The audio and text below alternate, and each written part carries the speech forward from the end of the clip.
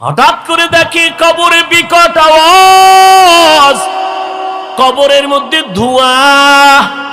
এবার নজর করে দেখে ওই নাফরমান গুনাহগারের জিহ্বাটা নাভি পর্যন্ত টেনে নামানো। ছেলে কান্না করে বেহুশ হয়ে গেল। আমার আল্লাহ দুনিয়াতেই দেখায় দেয়, আমার এই বাংলাদেশের ভেতরে কত কবরস্থান থেকে আগুন দেখা গেছে, আবার কত কবরে সাপ বিচ্ছু দেখা গেল। ঢাকার পাশে মুন্সিগঞ্জ জেলা, মুন্সিগঞ্জ জেলার পাশে একটা জায়গা আছে কাঠপট্টি। ওই কাঠপট্টিতে এক কোটিপতি ছিল, কাঠের ব্যবসা করত। ওই ব্যবসায়ী দুনিয়ার এমন কোনো অন্যায় নাই, অপরাধ নাই, করে নাই।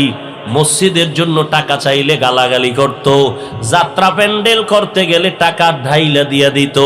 ইন্তেকালের পর তার বড় সন্তান যখন কবর খনন করে জানাজা পড়ায় দাফনে গেল, কবরের মধ্যে নামলো বড় সন্তান, বাবার পার্শ্বে নাইমা মাথার কিনারায় নেমে মাথার কাফনের মুষ্টি খুলিয়া এবার দাফন করে চলে গেল অফিসে।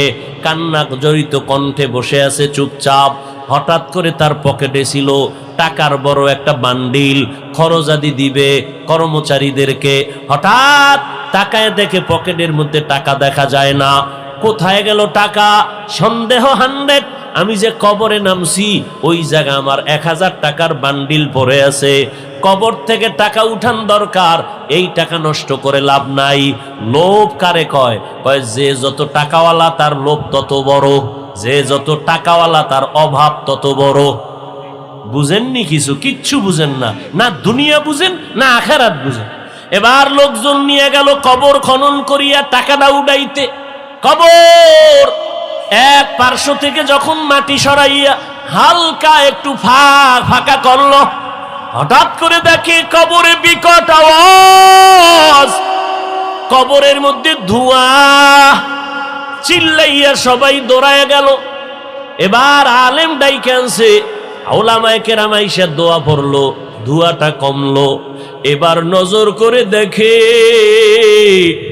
ওই নাফরমান গুনাহগারের জিহ্বাটা নাভি পর্যন্ত টেনে নামানো। ছেলে কান্না করে বেহুশ হয়ে গেল।